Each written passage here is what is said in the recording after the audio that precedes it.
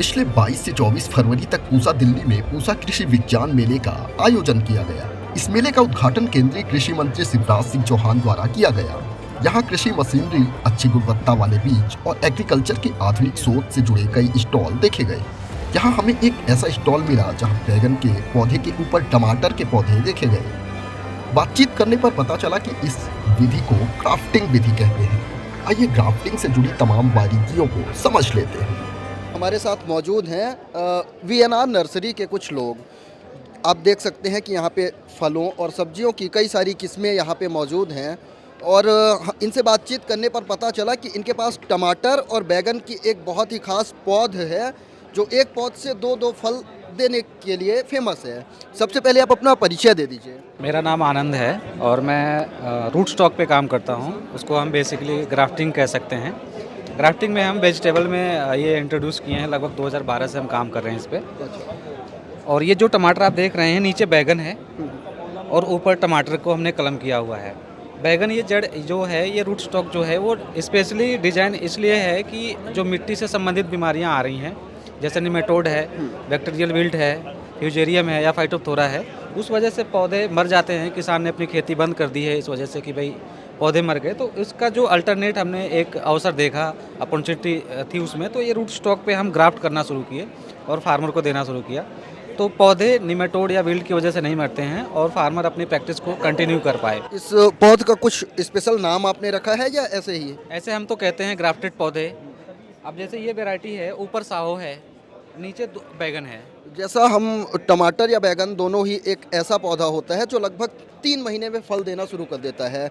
तो ये ग्रेफ्टेड पौधे जो आपने तैयार किए हैं, ये कितने दिन में फल देते हैं?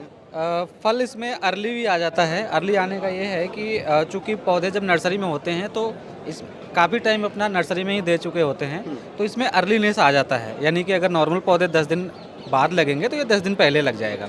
दूसरा ये है कि इसमें 2 पावर है, एक तो रूट स्टॉक का भी पावर है और दूसरा ये सायन है, वो तो है ही है। तो पौधे की लाइफ साइकिल बढ़ जाती है, तो अल्टीमेट थोड़ा सा यील्ड भी हमें ज़्यादा मिल जाती है। और एक बार अगर इसको कोई अपने गमले में लगा ले या घर पे कहीं पे सीधे मिट्टी पे लगा दे, कितने सालों तक ये पौधे रह सकते हैं? साल का तो आपके ऊपर है, जैसा आप भोजन खिलाएंगे किसी भी पौधे को उसके ऊपर है, लेकिन नॉर्मल 5 से 6 महीने 7 महीने तक भी ये फसल चल जाती है।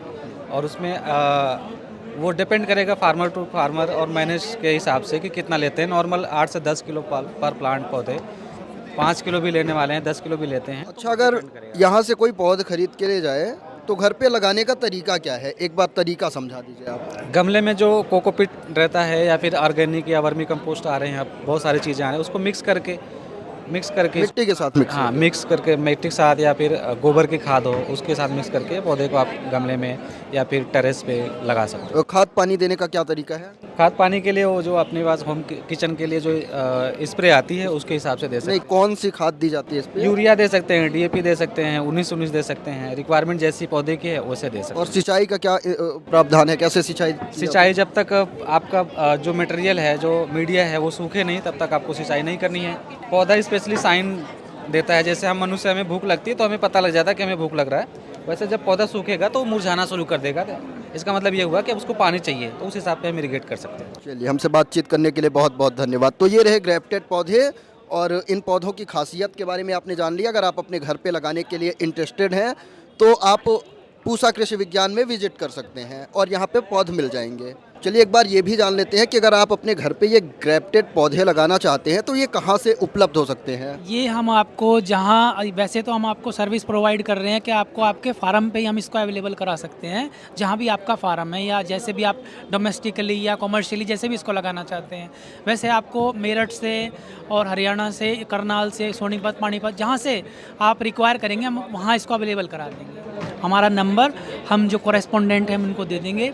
और जैसे भी आप इसको नॉर्मल जैसे टमाटो लगता है ठीक वैसे ही ये लगता है, बस इसकी खासियत यही है कि जो टमाटर में आने वाली बीमारियां होती हैं मिट्टी से, वो सारी बीमारियां इसमें नहीं लगती, निमेटोड्स वगैरह जो हैं। क्यों? क्योंकि ये जंगली बैगन के ऊपर ग्राफ्ट किया गया है। इस वजह से इसको हमने बीमारियों से रेसिस्ट बनाया, कोशिश की है और ये कोशिश हमारी सफल हुई है। चलिए, तो ये पौध कहाँ मिलेंगे इसकी जानकारी हम आपको डिस्क्रिप्शन में दे देंगे। अगर ये वीडियो आपको पसंद आया है तो इसे लाइक ज़रूर करें।